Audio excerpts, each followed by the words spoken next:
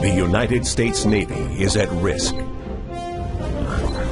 Right now, this very minute. Wave after wave of unwanted intrusions capable of striking anywhere on the planet, including right here at home. The probes are invisible, but they could potentially cripple our forces with as much devastation as any bomb or missile.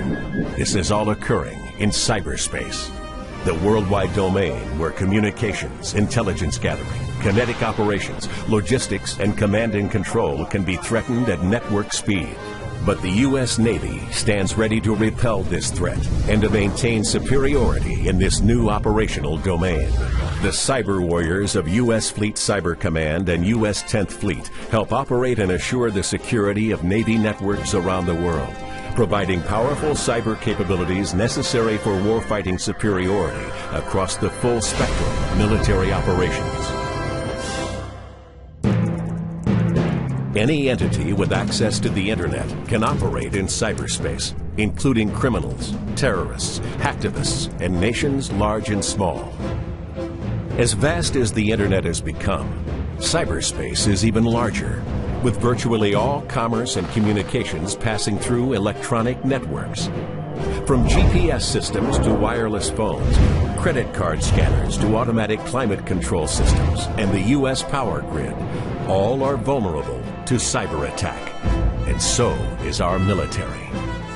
Each day, the Department of Defense alone receives 6 million probes.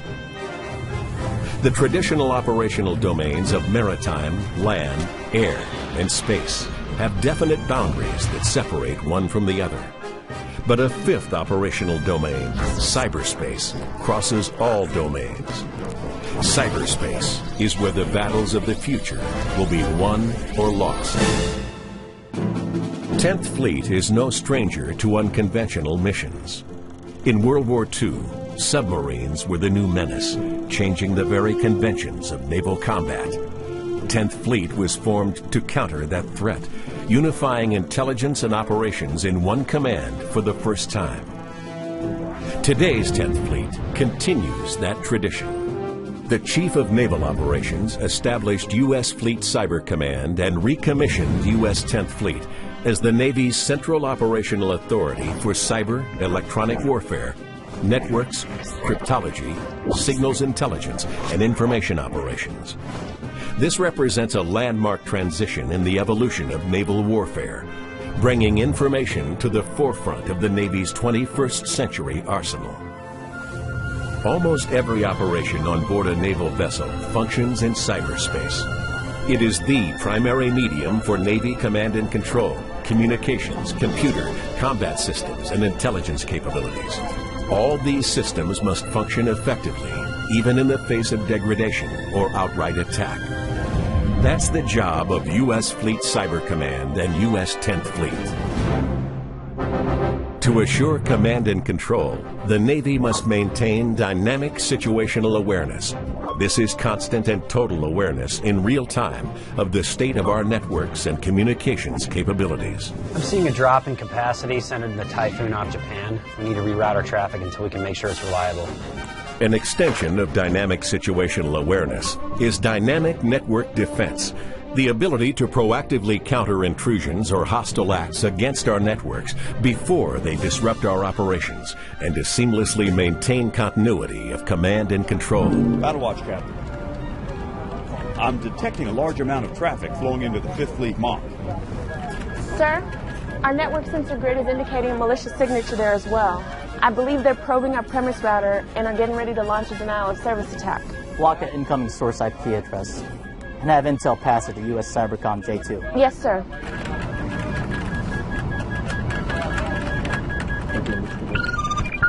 Sir, we got him. Good work.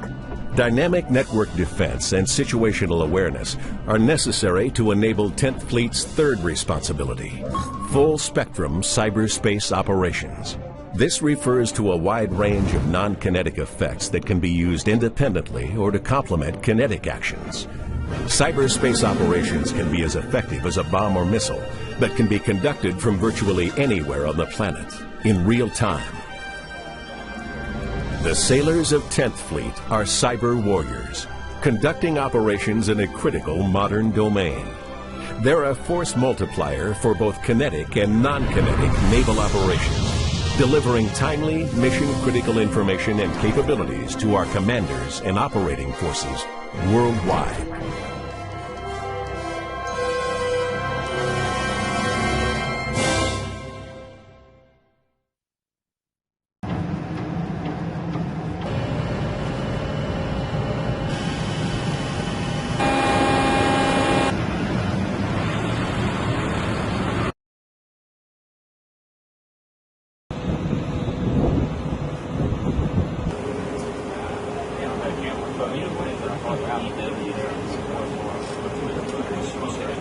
Service seal looks that are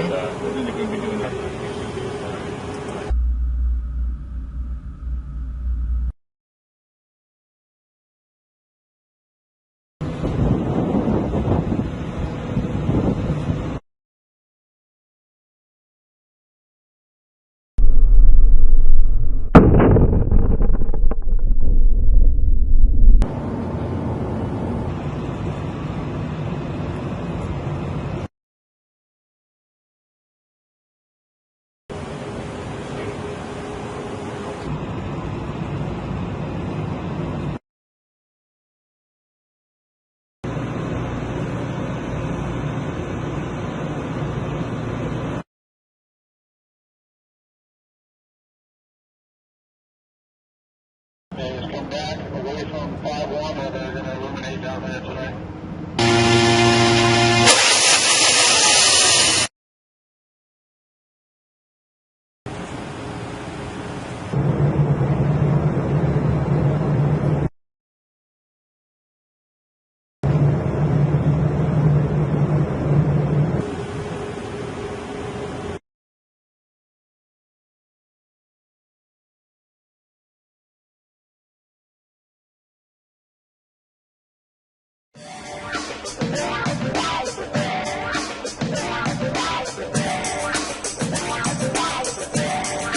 We're actually out here performing flight tests for the F-35C to open up the flight envelope and see what we can learn to get the F-35 ready for carrier evolution, launch, and recovery.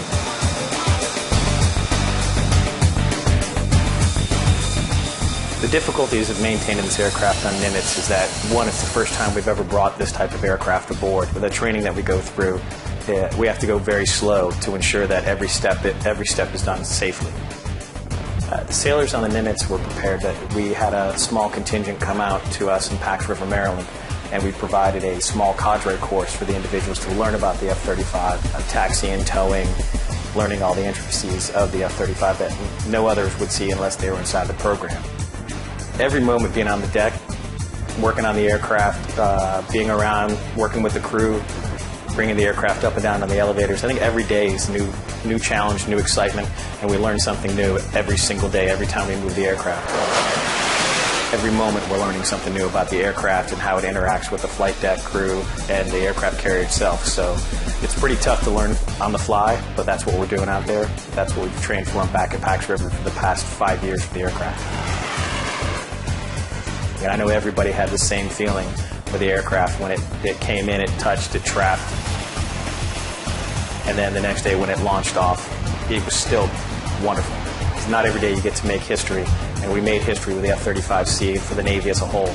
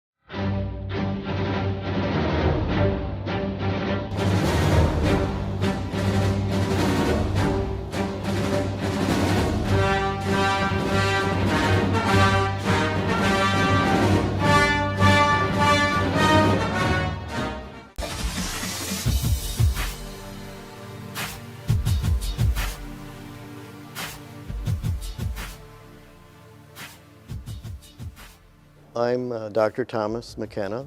I'm a program officer at the Office of Naval Research. So there's substantial losses incurred when you have a major fire, when you can't suppress it at an early stage. SAFER is the shipboard autonomous firefighting robot. And this is a program that's been going on for about 5 years, basically to develop a humanoid capable of fire suppression. My name is John Farley. I work at the Naval Research Laboratory, and I'm the director of the Shadwell, which is the Navy's fire test ship. If we have a shipboard fire, we have to be able to quickly get it under control and then regain the ship's ability to maintain its fighting mission. You know, we have not only the ship, but we have ordnance on board, and we have a lot of flammable systems on board. Sometimes it's hard to keep the sailors up to the latest as far as training is concerned. Or sometimes they could create an environment and make it worse. Now the robot could be trained and constantly updated to make sure that the conditions are not as bad as what a human could make it. Well, our objectives for the demo on the Shadwell were to show that the robot could walk over what was a very uneven floor, that it could orient itself to the fire, that it could autonomously handle the hose, operate the hose, aim the hose, and suppress the fire, which it succeeded in. I'm Brian Latimer. I'm an associate professor at Virginia Tech in the Department of Mechanical Engineering. I think robots are well suited to be sent into those environments, and bipedal humanoid robots are particularly good for those applications because even in the tight, confined conditions that you might have inside of structures, these types of robots can be designed to maneuver in those conditions. SAFER is an electromechanical robot, so it's driven by batteries and all the motors are electrical. So we put a rain gear type suit on the robot just to protect it from those types of basic steam, particulate, and water drop hazards. So we have visible cameras on board the robot. We have something called a LiDAR, which is a rotating laser that gives the location of the points in the field of the view of the robot. And then lastly, we have stereoscopic thermal imaging cameras that the robot uses to detect and locate the position of a fire so that it can suppress it. We combined the notion of smart sensors in the spaces, microflyers that can fly even in smoke, go through those extremely narrow doors, that it could locate fires and operate in those hallways even in dense fire smoke. And it succeeded all those tasks. So today was the first time we came on board an actual Navy ship. We were able to do a lot of things today that we hadn't done previously, and we have a lot of hope for new advancements in the future. We have some fundamental issues in robotic mobility that we still have to address, as well as working out the human system integration issues. And we'll continue to advance the capability with better and better demonstrations. At the current time, the robot is teleoperated, so you have operators standing off with the computer console. Where we intend to go is to have a combination of natural language and gesture control. The robot has gone through amazing transition within 4 years. And I think it's a worthy investment for a long-term project. But it's going to take a lot of time, a lot of dedication. And we're working towards human-robot teams, what we call the hybrid force. Humans and robots working together.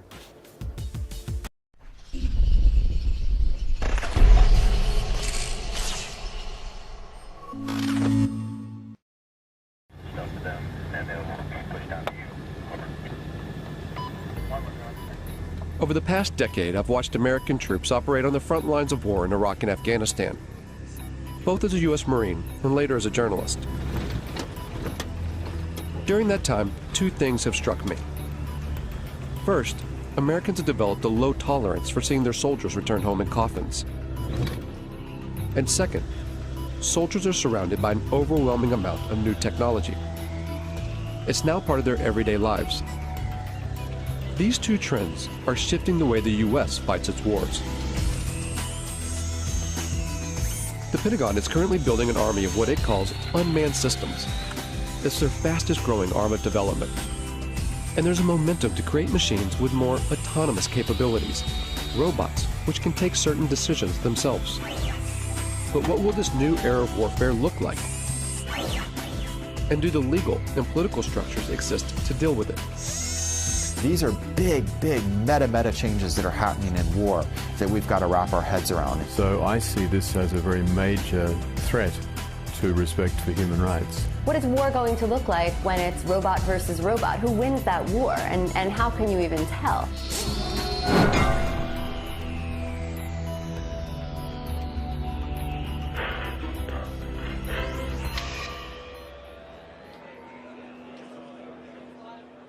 This is the largest gathering of robotics companies in the world. It's organized by AUVSI, the Association of Unmanned Vehicle Systems International. So these are successfully used in operations at the reactors. Hundreds of private corporations and university researchers are here to show off their latest cutting-edge inventions.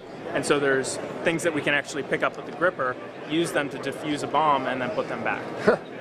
They're all either selling their products or soliciting funds for their projects. And most of them are targeting a single customer with deep pockets, the U.S. military. This is an annual conference for the robotics industry in Washington, D.C. Years ago, this was a pretty small gathering. This year, there'll be over 7,000 attendees. It's an enormous business here now. It covers everything. You'd be surprised what you could find. Everything from unmanned boats, ships, submarines, to armed drone helicopters. And just the air portion of the robotics or unmanned industries this year will be worth $7 billion. In 2009, the U.S. Defense Department earmarked $18 billion over 5 years for the development of unmanned systems. This boom in military robotics comes off the back of the so-called global war on terror. The wars in Iraq and Afghanistan, along with lethal action in Pakistan and Libya, have created a political and strategic space for unmanned robotic systems. It's not a situation where you're in these big, formation operations or fights. You're dealing with very explosive, very spontaneous events. So you need something that's watching all the time and something that's very adaptable to be able to move from one location to another very quickly. The U.S. Air Force is presently training more unmanned systems operators than it's training manned fighter plane and manned bomber plane pilots put together. But that actually makes perfect sense because they're actually buying more unmanned systems than they're buying manned fighter planes or manned bomber planes. The number of drones in use by the U.S. military has surged from a handful in 2001 to over 7,000 today, and the number of ground robots has shot from 0 to 12,000.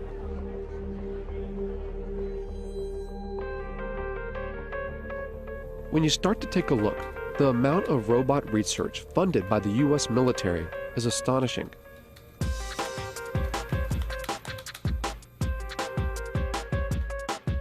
Fault Lines put in more than 100 requests and follow-ups to the Pentagon, military contractors, private robotics companies, and university research labs.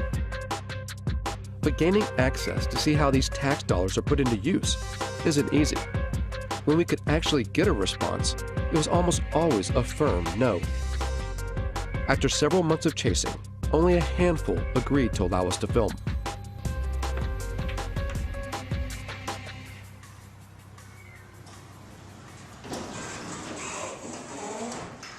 Tardec was one of them. It sits on a base just outside Detroit, Michigan. If you just want to try it out, drive. Seriously? That's it. An Army research facility from World War II. It used to build tanks. Wow, look at that. Now much of their work is dedicated to robotic technology. What we're looking at here at Tardec is unstructured environments. So robots that can move out of the area of very strict programming. So one of the ways of doing that is through teleoperation. So we have, it's not the classic robot, it's somebody actually controlling something. It's not a remote controlled car because they're doing it through a TV set. All the robots here are collaborations between TARDEC and private companies or university labs, or both. Companies like iRobot in Bedford, Massachusetts. This is the home of the PackBot, one of the first ground-based robots the U.S. military adopted after 9/11. Thousands are being used in Iraq and Afghanistan to defuse improvised explosive devices, or IEDs. The old way of doing business was to ask an individual, our sons, our daughters, our brothers, our sisters, to mount up one of those heavy, cumbersome, hot bomb suits and literally to waddle out to go face to face with an IED. Today, we do that at distance, and we do it virtually via a robot. Much, much better way to do business. So the interesting thing about this one is light. It weighs about 5 pounds or so. And here's what the military wanted.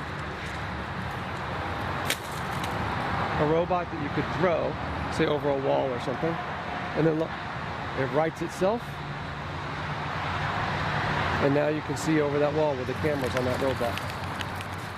With video game-like controllers, soldiers can guide recon robots like this one to see over walls or defuse bombs. These ground-based robots add a buffer between the soldiers that use them and a potential threat, whether it's a bomb or a human enemy. But technology designed to save lives can be easily modified to kill. The step between putting a laser beam on someone's forehead, it's not a technological leap to then putting a bullet in their forehead. It's actually a legal, political question. We feel strongly and ethically that there has to be a man in the loop. If you look at the history of any military technology, it typically starts in reconnaissance, then becomes frustrated that you see bad happenings but can't deal with them, and it evolves to strike. Really, the technology will happen. It's how we're going to deal with that technology. While the idea of arming ground robots still seems taboo, in the air, it's a line that has long been crossed. At a Utah Army testing facility, the military has invited members of the media to a display of its unmanned aerial systems. We're going to showcase that entire package for you here today in a way that I think is going to really resonate with you once you see what's inside and behind the curtain. It's the largest drone demonstration the U.S. Defense Department has ever allowed to be filmed. As the drones fly overhead, journalists watch the mock operation from inside a hangar. From 7,000 meters in the air, the Gray Eagle hunts its target. 8-9, Overlord Maine. Maintain eyes on that truck. It's estimated that the Pentagon will invest nearly $37 billion toward drone development through 2020, advancing unmanned systems more than piloted aircraft. Oh, I think it's fundamentally changed warfare. I think it's fundamentally changed the way we operate. I think eventually it's going to fundamentally change the way we live in the United States. And now we have a technology that allows you to carry out acts of force without having to think about some of the consequences, the political consequences of sending sons or daughters into harm's way. So in my mind, the barriers to war in our society, they were already being lowered. Now we have a technology that literally takes those barriers to the ground. Apache 17, track target 2. All of which make it such an attractive tool for the U.S. But drones are some of the most controversial weapons in the American arsenal, particularly in their use for targeted killings, a phrase first termed under the Bush administration's so-called War on Terror, to use lethal force against specific individuals.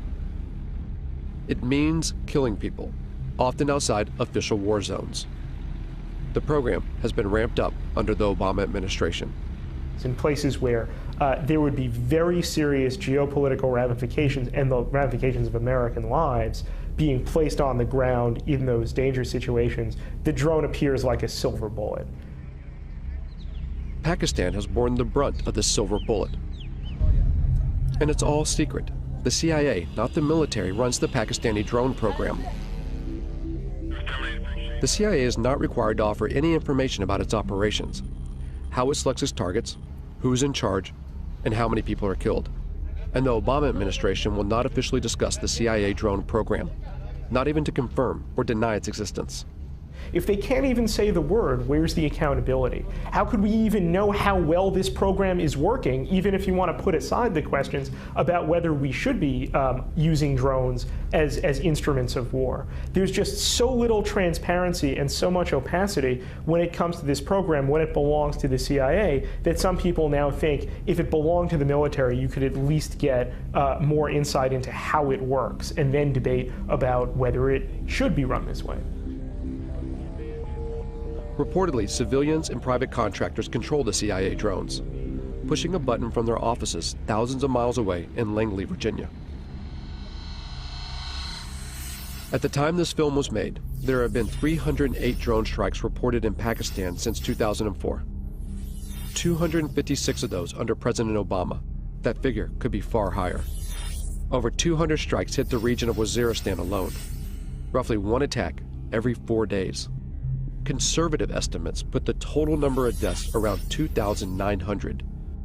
Of those, over 750 were civilians, including 175 children. And at least 1,100 people have been injured. The CIA and the Obama administration have extended these strikes to Yemen and Somalia, and according to recent U.S. diplomatic cables released by WikiLeaks, the United States is building secret drone bases in places like Ethiopia and the Seychelles, an indication that Washington wants to increase surveillance and strikes in the region. At least a dozen strikes have been carried out in Yemen, one of which in late September killed Anwar al-Awlaki, an American-born imam with alleged ties to al-Qaeda. The willingness to target and kill a U.S. citizen provides just one example of how this secret war often operates beyond recognized legal boundaries. If a intelligence operation carries out an airstrike that goes awry, that accidentally kills civilians, that violates the rules of engagement, there's not a court-martial process set up for that. There is, in my view, at the end of the day, no accountability for what is going on now. Philip Alston spent 6 years studying the legality of the U.S. drone program for the United Nations Human Rights Council. The congressional committees have, as far as anyone knows, never exercised oversight in any specific way in relation to these killings.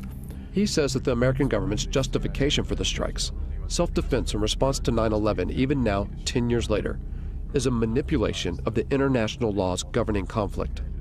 Now, in terms of international law, that represents a fundamental breakdown in what are called the rules on the use of force. It would enable the United States to use force against any target, any country, any time. Following 9/11, Congress passed a resolution called the Authorization for Use of Military Force, or AUMF.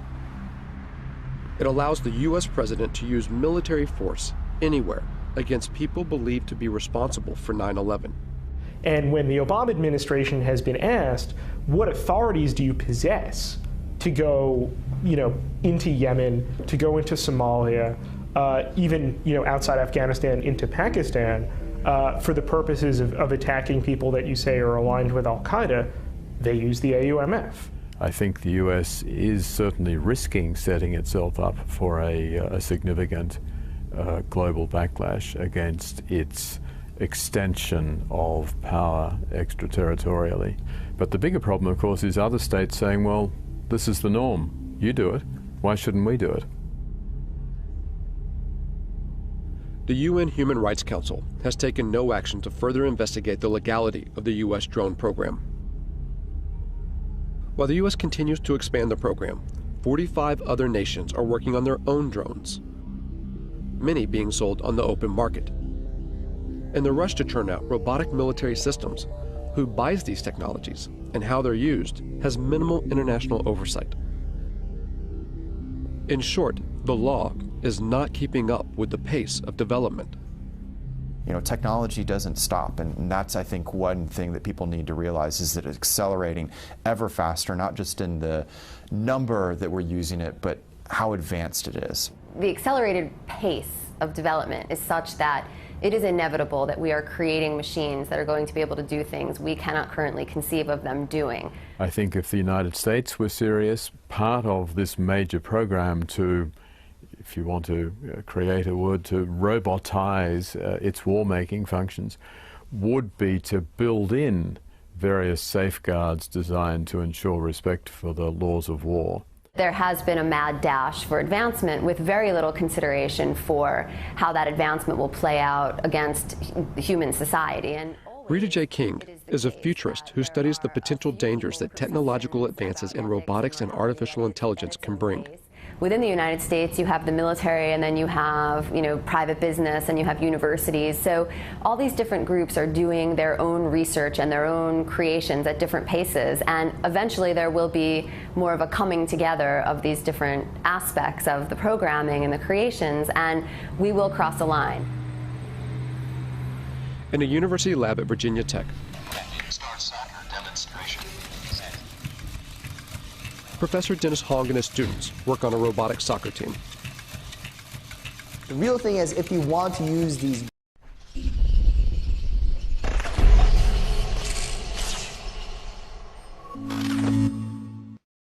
robots outside the lab in real life doing real work, then without all the skills needed to playing soccer, it won't happen. So it's a really good controlled competition where we can develop all the technologies needed for robots to be used in real life. Virginia Tech's funding comes from a variety of sources. These robots are part of a project sponsored by the National Science Foundation.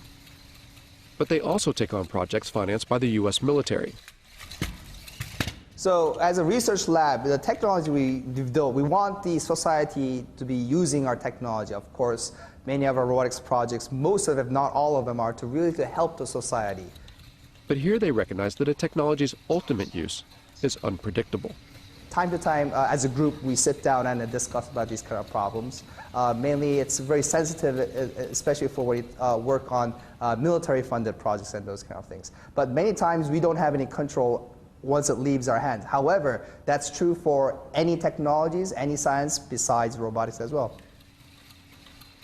It's hard to put a timeline on how fast robots and artificial intelligence will develop. But almost everyone we spoke to seemed to believe that in just a few decades, the robots that will exist in our world will be unrecognizable by today's standards. I think the probability is virtually 1, a certainty, that machines will be as intelligent as people, that we will have intelligent robots, that robots will be ubiquitous. So then the consensus of people in the industry is somewhere around 2025, 2030, and even if you were to say, oh, that's optimistic, so maybe it's 2050. Maybe some of us won't be around to see it, perhaps, but it's not that far in the future. It's not 1,000 years. It's not 500 years. It's certainly not never. When people say machines will never be as smart as people, never is a very long time. The robots that we create could, of course, eventually will become much smarter than we are. And because they're smarter than us, we won't be able to conceive of how smart they are. And we'll have no control over that. And I don't think our brains are really equipped to accept the enormity of what that means, because we do find ourselves intelligent now. Science fiction stories have always made predictions about conflict between machines and people. The way to avoid that is for humans to always be at least as intelligent as their machines. While we may not know exactly if or when robots will become as intelligent as humans, at AUVSI, the talk of autonomy, of military robots taking more decisions by themselves, is growing. Work on the next generation of autonomy, maybe before it's really needed, to show where it can go. General Riggs talked about unfair advantage, and I'm in full agreement with him. We want unfair advantage. We want lots of unfair advantage. Why shouldn't we? And unmanned systems, and especially weaponized unmanned systems, clearly provide a huge advantage. So how far will robot autonomy go? And will a robot ever be allowed to make the ultimate decision, to take a human life? Officially, the U.S. military claims there will always be a man in the loop, that a human will always make the decision to kill. But there are signs that this may not always be the case. In 2006, the Army funded a major study to find out if lethal autonomous robots could be programmed to act ethically on the battlefield. There's a long and rich history of war crimes in every war. We try and train our soldiers, and soldiers are instructed in this, but we are human beings. And there is emotions, there's anger, fear, frustration. We don't have to put those in autonomous systems. We can engineer out the emotions that get in the way. Ron Arkin, a professor at Georgia Tech, worked on this study and argues that robots can be more ethical than human soldiers, even in decisions to kill, by programming in what he calls bounded morality.